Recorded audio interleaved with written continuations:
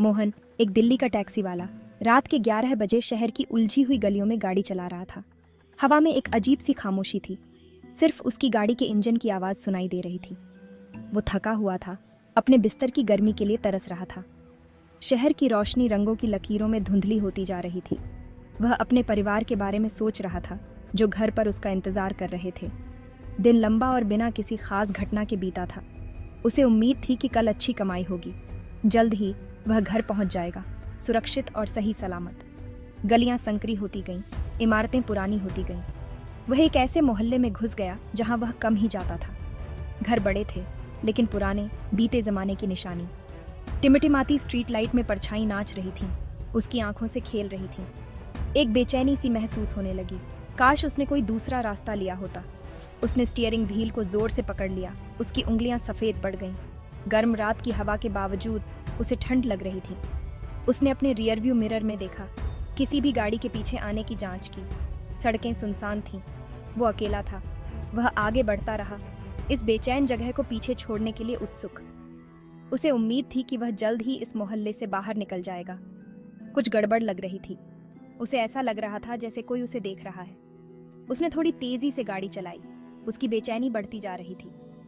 अचानक रोशनी की एक झिलमिलाहट ने उसका ध्यान खींचा। यह एक बड़े भव्य हवेली से निकल रही थी। घर अंधेरे में डूबा हुआ था।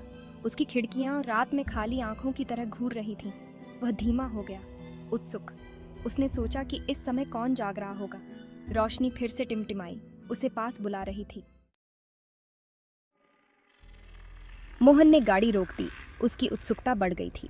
हवेली उसके सामने थी। रात के आसमान के सामने एक अशुभ साया। ऐसा लग रहा था जैसे उसमें से रहस्य और सड़न की बू आ रही हो। वह झिझका, पता नहीं लगाना चाहिए या नहीं। उसने इस जगह के बारे में कहानियां सुनी थीं। यह भूतिया होने की अफवाह थी। वह अपनी टैक्सी से बाहर निकला। खामोशी ने उसकी बेचैनी को बढ़ा दिया। हवा भारी हो गई, एक अनदेखी मौजूदगी से भरी हुई। उसने हवेली की ओर एक कदम बढ़ाया। उसका दिल जोर से धड़क रहा था।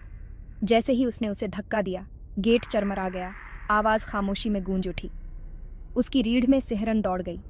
वह इसे समझा नहीं सकता था, लेकिन कुछ गड़बड़ लग रही थी। हवेली का बाहरी हिस्सा टूट रहा था। पेंट धूप से जली त्वचा की तरह छिल रहा था।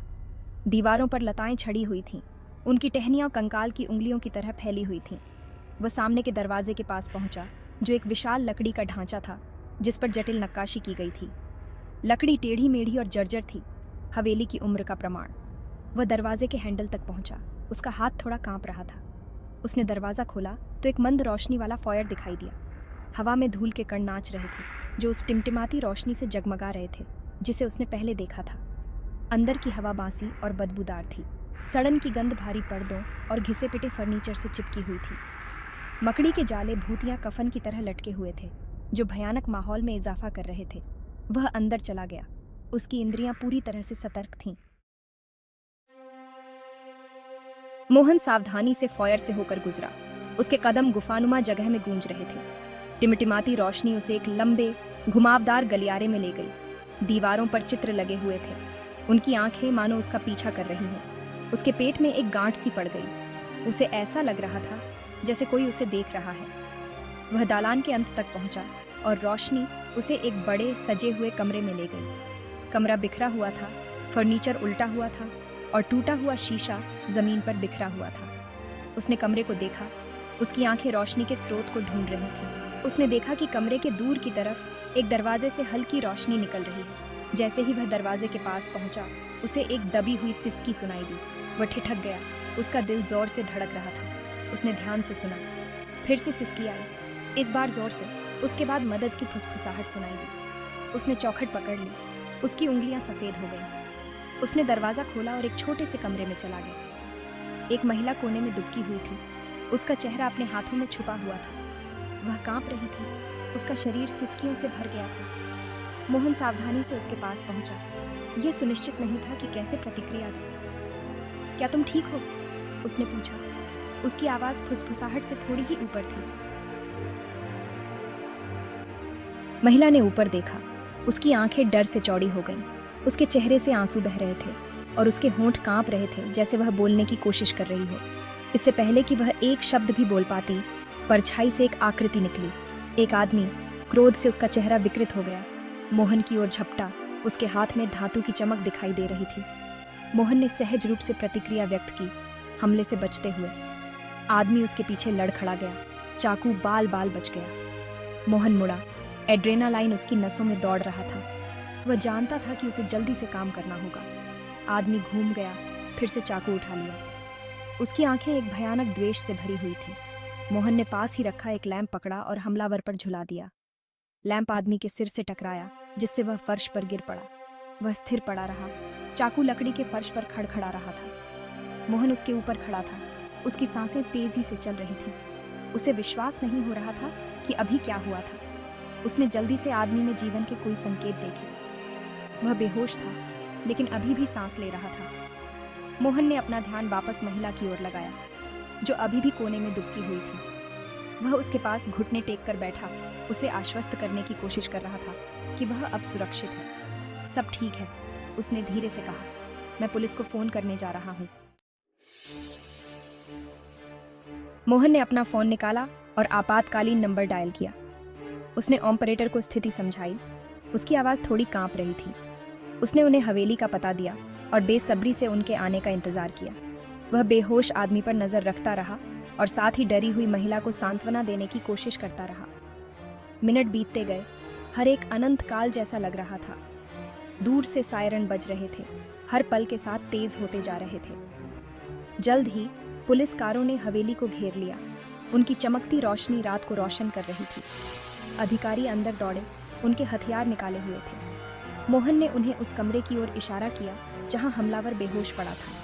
उसने अधिकारियों को घटनाओं के बारे में बताया, शांत और संयत रहने की कोशिश की। पुलिस ने जल्दी से उस आदमी को पकड़ लिया। उसके हाथ उसकी पीठ के पीछे बांध दिए। उन्होंने मोहन से और पूछताछ की, उसका बयान लिया। उन्होंने हवेली की तलाशी ली, किसी अन्य व्यक्ति की तलाश में। महिला चुप रही। उसकी आंखें घबराहट से कमरे में इधर उधर देख रही थीं। वह बोलने के लिए बहुत सदमे में लग रही थी। अधिकारी हमलावर को हवेली से बाहर ले गए। उसका चेहरा पीला पड़ गया और उसकी आंखें नीची हो गईं। उसने विरोध नहीं किया। उसका व्यवहार दब गया। मोहन ने देखा कि वे दूर जा रहे थे। सायरन दूर होते जा रहे थे। उसने राहत की भावना महसूस की। उसने सही काम किया था। मोहन महिला की ओर मुड़ा, उसका हालचाल जानने के इरादे से, लेकिन वह चली गई थी। उसने कमरे में तलाशी ली। उसकी आंखें हर कोने को देख रही थीं, लेकिन वह कहीं नहीं मिली। वह समझ नहीं पा रहा था कि वह इतनी जल्दी कैसे गायब हो सकती है। कमरे में केवल एक ही निकास था और उसने उसे जाते हुए नहीं देखा था। उसने उसे पुकारा।